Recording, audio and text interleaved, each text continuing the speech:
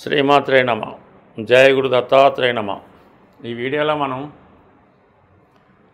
వృషభ రాశి వారికి ఆగస్టు 1వ తారీఖు నుంచి 15వ తారీఖు మధ్యలో జరగబోయే పక్ష ఫలితాలు పరిశీలించినప్పుడు మరి వృషభ రాశి వారికి ఈ పక్షంలో అద్భుతమైనటువంటి ధనయోగాలు ఏర్పడడం జరిగింది.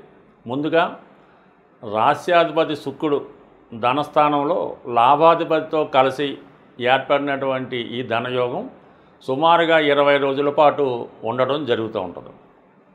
ఈ 20 రోజుల్లో వృషభ రాశి వారు ముఖ్యంగా కుటుంబానికి సంబంధించినటువంటి శుభకార్యాలు ఎక్కువగా చర్చించడం, ఏదో ఒక వివాహ వేడుకో శుభకార్యమో కంపల్సరిగా మీ కుటుంబ సభ్యుల ద్వారా కానీ జరిగే అవకాశం ఉంటుంది. అలాగే ఎక్కువగా ఆర్థికపరమైన విషయాల్లో రావాల్సినటువంటి ధనం సకాలంలో రావడం అది జరుగుతూ ఉంటుంది.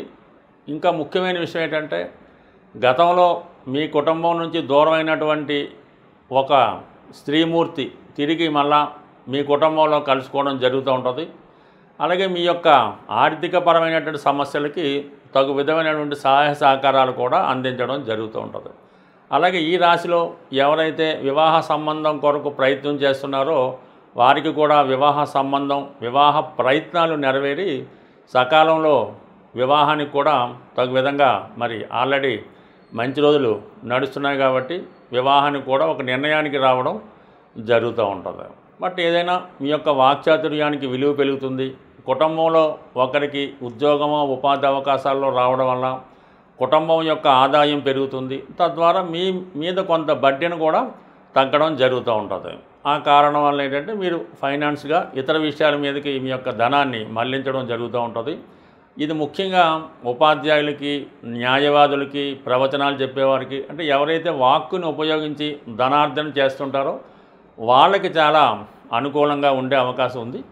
ఎస్పెషల్లీ మీరు చాలా కాలంగా మీ కుటుంబ అవసరాల కొరకు ఏదైనా ఒక కొత్త వాహనం కానీ ఒక కొత్త గృహాన్ని కానీ కొనాలనే మీ యొక్క ప్రయత్నం ఈ యొక్క వారంలో అంటే ఈ పక్షంలో చాలా వరకు నెరవేరే అవకాశం ఉంది. దానికి తగినటువంటి ఆర్థిక సహకారం కూడా సకాలంలో మీకు రావడం వల్ల, సరైన మార్గంలో పెట్టుబడి పెట్టడం వల్ల కంపల్సరీగా మీరు ఏదో ఒక ఖరీదైనటువంటి వాల్యుబుల్ ఐటెము ఈ పక్షంలో సమకూర్చుకోవడం జరుగుతుంది.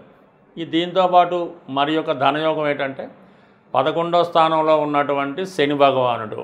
మరి శని భగవానుడు భాగ్య రాజ్యాధిపతిగా లాభస్థానంలో ఉండడం వల్ల అటు వృత్తిరీత్యా ఆదాయం పెరుగుతుంది.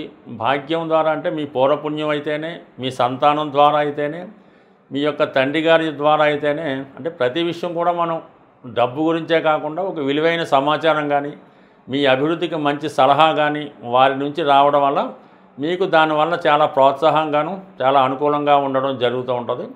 వ్యక్తిగతంగా గతంలో మీరు పోగొట్టుకున్నది ఏదైనా ధనం కానీ, ఎవరి దగ్గర మోసపోయి కానీ ఏదైనా ధనం కానీ, స్థిరాస్తి కానీ, భూమి కానీ ఉంటే పోగొట్టుకున్నటువంటి ధనం కానీ ఆస్తి కానీ తిరిగి మీకు వచ్చే అవకాశాలు ఈ శని భగవానుడి వక్రగమనం వల్ల ఉండడం జరుగుతుంది. తగు విధంగా ప్రయత్నం చేయడం వల్ల కంపల్సరిగా దూరమైన మిత్రులు కూడా తిరిగి కలుసుకునే అవకాశం ఉన్నది. ముఖ్యంగా ఉద్యోగ సంబంధించిన విషయాల్లో మీరు గతంలో ఏదైనా ఉద్యోగ ప్రయత్నం చేసి విడిచిపెట్టి ఉన్నా, లేదంటే ఏదో కారణాల వల్ల మీరు ఉద్యోగం కోల్పోయి ఉన్నా ఇప్పుడు మీరు తిరిగి గట్టిగా ప్రయత్నం చేయడం వల్ల పోగొట్టుకున్న ఉద్యోగం కూడా తిరిగి ఈ సమయంలో వచ్చే అవకాశం ఉన్నది. ఇక ముఖ్యంగా రాహు దశమ స్థానంలో ఉండడం, అలాగే శని వక్రించి రాహు మీద అంటే దశమ మీద తన ప్రభావం చూపడం వల్ల ఎవరైతే సాఫ్ట్వేర్ రంగంలో కానీ సినిమా రంగంలో కానీ ఉన్నారో, అలాగే రైల్వే డిపార్ట్మెంట్లో జాబ్ కొరకు ప్రయత్నం చేస్తుంటే వారి యొక్క ఆశయం తప్పకుండా నెరవేరే అవకాశం ఉంది. ఎస్పెషల్లీ సినిమా రంగంలో ఉన్న వాళ్ళకి కొత్త అవకాశాలు రావడం జరుగుతూ ఉంటుంది. వారి యొక్క ఆదాయం కూడా చాలా వరకు గతంలో ఉన్న ఆదాయం కన్నా అనేక రెట్లు పెరిగే అవకాశం ఉంది. మీలో వ్యక్తిగతంగా ఆకర్షణ కూడా పెరగడం వల్ల కొత్త అవకాశాలు రావడం జరుగుతూ ఉంటుంది.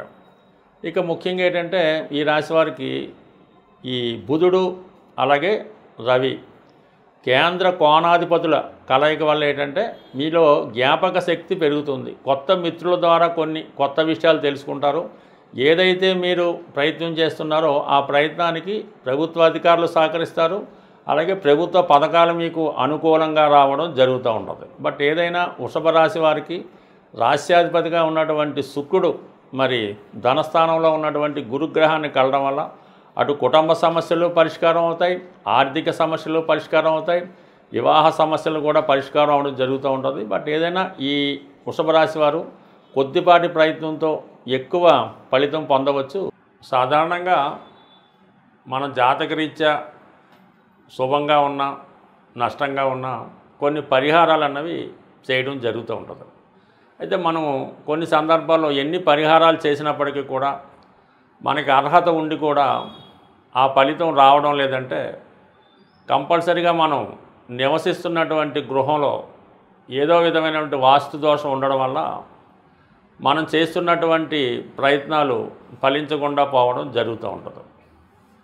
అందువలన కొంతమంది అపోహ ఏంటంటే మీకు ఏదో ఒక సొంత గృహం ఏదో ఊర్లోనో టౌన్లోనో ఉండడం జరుగుతూ ఉంటుంది, మీరు కారణాంతరాలు ఉద్యోగరీత్యా ఏ సిటీలోనో వేరొక ఇంట్లో అద్దెకు ఉండడం జరుగుతూ ఉంటుంది. అది కొంతవరకు మీకు అద్దెకున్న ఇల్లు వాస్తుపరంగా బాగున్నప్పటికీ కూడా సొంత గృహంలో ఉన్నటువంటి అంటే ఎక్కడైతే మీరు పుట్టి పెరిగారో మీ పేరుతోనో మీ పెద్దవారి పేరుతో ఉన్నటువంటి గృహంలో ఉన్నటువంటి వాస్తు దోషాలు మీ మీద ప్రభావం చూపడం వల్ల ముఖ్యంగా ఈ విధంగా మనం చేసే ప్రయత్నాలు విఫలమవడం జరుగుతూ ఉంటుంది.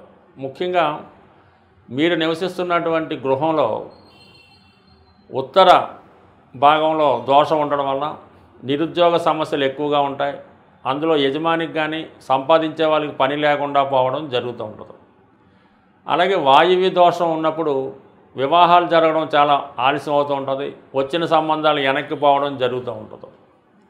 ఇక నైరుతిలో దోషం ఉండడం వలన ఆ యజమాని మూర్ఖత్వంగా ఉంటూ అసలు వాస్తుని కానీ దేవుణ్ణి కానీ భగవంతుని కానీ ఎవరిని నమ్మకుండా ఒక మూర్ఖ పట్టుదలతో ఉంటూ ఆ విధంగా పెళ్ళిళ్ళు చేయకుండా ఉద్యోగాలు లేకుండా ఇబ్బంది పడడం జరుగుతూ ఉంటుంది.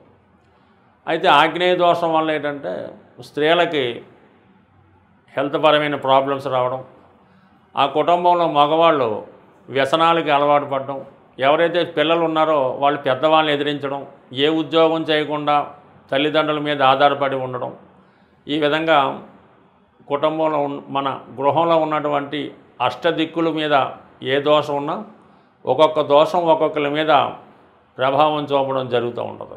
ఈశాన్య దోషం వల్ల పెద్ద సంతానం, ఆగ్నేయం వల్ల ద్వితీయ సంతానం, వాయువు వల్ల తృతీయ సంతానం, నైరుతి ఫాల్ట్ ఉంటే మొత్తం అందరి మీద ప్రభావం చూపడం జరుగుతుంటుంది. కాబట్టి అంటే మీకు ఎన్ని ఇళ్ళున్నా ఎక్కడున్నా ఆ ప్రభావం మీ మీద పడుతుంది. ముఖ్యంగా అమ్మాయిలకి స్త్రీలకి పెళ్ళైనా కూడా వారి పుట్టింటి వారి యొక్క వాస్తు దోషం మీ మీద ఉంటుంది. కాబట్టి ముందుగా అంటే మనం ఎన్ని ప్రయత్నాలు చేసినా ఫలితం రావట్లేదు, వివాహమై 7-8 సంవత్సరాలు అయింది, సంతానం కలగడం లేదు, ఇటువంటి దీర్ఘకాలిక సమస్యలు ఉన్నవాళ్ళు కంపల్సరిగా ఒకసారి మీ గృహాన్ని, మీ పెద్దల గృహాన్ని, మీ పుట్టింటి వారి గృహాన్ని చక్కగా పరిశీలించుకుంటే అంటే మీతో పాటు మిగతా వారిని కూడా బాగు చేయడం కానీ వారిని మంచి మార్గంలో పెట్టడం కానీ జరుగుతూ ఉంటుంది. అయితే ఏదైనా చిన్న చిన్న చిట్కాల వల్ల వాస్తు యంత్రం పెట్టినంత మాత్రాన మీ గృహంలో ఉన్నటువంటి వాస్తు దోషం అనేది ఎట్టి పరిస్థితులు కూడా తొలగదు. దాన్ని ఫిజికల్గా సరి చేసుకుంటేనే మనకి వాస్తు సరి అవుతుంది తప్ప అది ఏమాత్రం ఈ మధ్యకాలంలో వచ్చినటువంటి వాస్తు యంత్రాలు పెట్టినా చిన్న చిన్న జిమ్మికులు పెట్టినా కూడా సాల్వ్ అయ్యే అవకాశం లేదు. వీటన్నిటికన్నా ఎక్కువ వీధిపోటు ప్రభావం ఉంటుంది. వీధిపోటు ఏ దిక్కు నుంచి వచ్చినా ఆ గృహంలో ఉన్న వాళ్ళకి ఏదో విధంగా సడన్గా జరిగే సంఘటనలు జరుగుతుంటాయి. కాబట్టి కంపల్సరీగా మనం బాగుపడాలనుకుంటే కంపల్సరీగా వాస్తుని సరి చేసుకోండి. జీవితాలు 100% నా అనుభవపూర్వకంగా నేను చాలామందిని సరిచేయడం జరిగింది. వీళ్ళంతా కూడా ఇప్పుడు సక్సెస్ఫుల్గా ఉండడం జరుగుతూ ఉంటుంది. బట్ ఏదైనా ఫిజికల్గా సరి చేసుకోవాలి తప్ప వాస్తుకి యంత్రాలు అయితే 100% పనిచేయవు. స్వస్తి.